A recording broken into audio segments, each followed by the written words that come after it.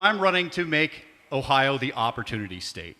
This one state in the nation, more than any other, where it doesn't matter who you are, where you live, or what you do, you have the opportunity to reach your full potential and realize your dreams.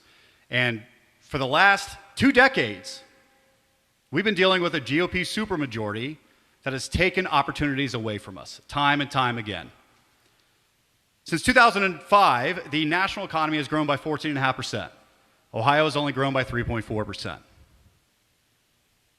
We have had $9 billion of tax revenue loss since the Kasich administration alone, including $1 billion every single year from LOC loopholes. Well, guess what that affects? Our local governments. Our local governments are just bleeding money out here. So if you want to wonder why you have to pay for an ambulance ride, it's because the governments don't have money to pay for these things because of our tax policy. We have, it's funny because Republicans talk about, Democrats want to defund the police. Republicans have been defunding the police for the last 20 years. They have been defunding the fire departments for the last 20 years. They've been defunding our education for the last 20 years. And it is time we change that.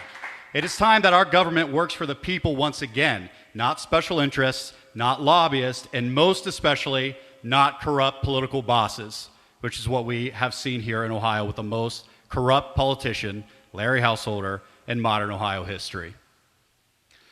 Ohio also has the 6th highest population of people leaving our state. Okay, and now we look around, what are some policies we can do to fix this? None are coming out of the GOP supermajority. Okay, we talk about, we give companies all sorts of tax breaks to come here. Well, why aren't we giving the people that left Ohio tax breaks to come back and live in our state and raise your family? Why is Ohio not taking some sort of initiative with people paying for these 6.8% interest on federal student loans? Let Ohio buy some of those loans. But you know what? You have to live here and raise your family for the duration of your paying off that loan. We could build our tax base back up and make this an opportunity where people can raise their families once again. Nothing really encapsulates the corrupt GOP supermajority more than House Bill 6. And I think we're all familiar with this now, right? The first energy bailout. So back in May, I did a video on the culture of corruption and pay-to-play politics around this. We are paying now to fund a coal-burning power plant in Indiana. And of course, we are also paying for Larry Householder's sweet house in Florida. So thank you, all of you. I'm sure he's very proud that you've helped him buy that. This is the perfect example that our politicians do not work for us anymore. They work for themselves and special interests. It's time that we bring our government back. We have this situation of corporate socialism here. We want to privatize profits and socialize losses. That is what we have here in our state. And it's no wonder that the burden of our recovery and funding our state is falling on the shoulders of the working and middle class people. The latest example of this is House Bill 665, and it has to deal with the stormwater tax with Canfield and Boardman. Our current state rep, my opponent, put in a one-line item into this bill where the Canfield Fair doesn't have to pay their fair share of the tax. They have 384 acres of blacktop that creates nothing but stormwater runoff. And guess where that goes? You guys remember the big rainstorm in Boardman last year? When Tippecanoe was flooded, it looked like a river, right? When we talk about people paying their fair share and everyone being in this together, that is the perfect example of what we were talking about. We have to make everyone pay their fair share. We cannot shoulder the burden of our community alone. Okay, guess what? I'm sure you don't want to have to pay taxes either, right?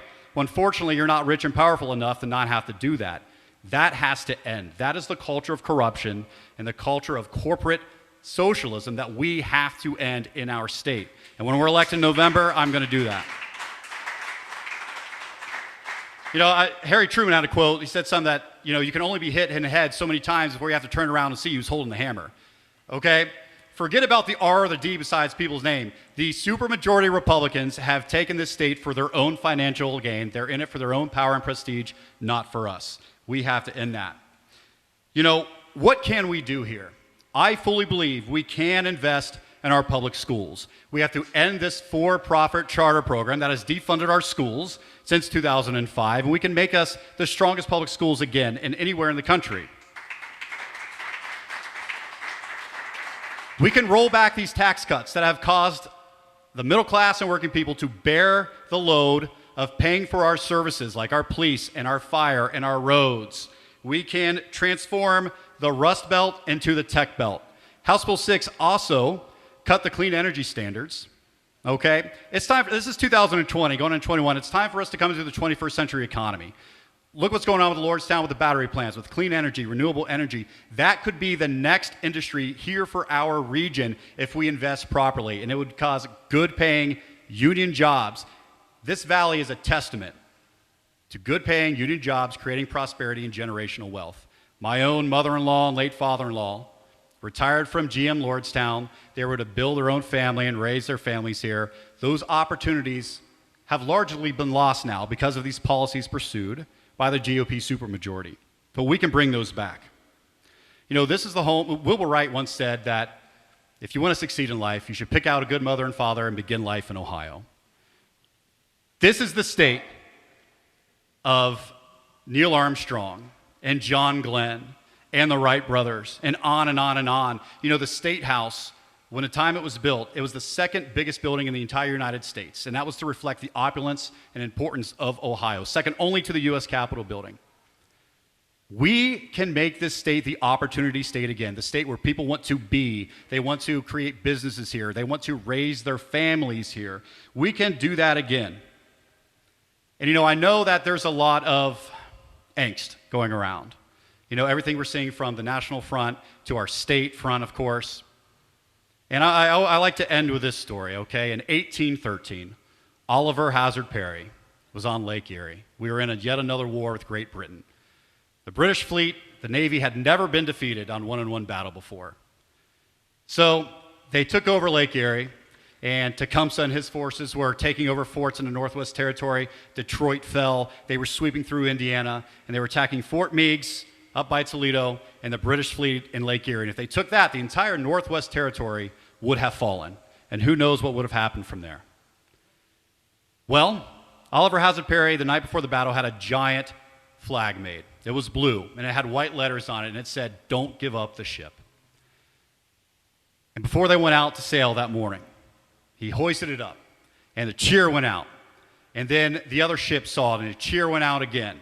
And they went out on Lake Erie, and they fought. His ship, the Lawrence, was crippled. They took the flag down. The famous painting, of course, that's in the State House, of rowing on the rowboat with the flag. He went to the Niagara. They raised it again. The British expected Oliver Hazard Perry and the American fleet to flee, because that's what they had done before. They would fight, and then they would leave. But he didn't. They stayed and fought, and guess what? They handed the British their first ever defeat. They crushed the British Navy on Lake Erie. They saved the Northwest Territory, possibly the War of 1812 itself, all because they stayed. They did not give up the ship. My plea to all of you here, I know it seems insurmountable at times.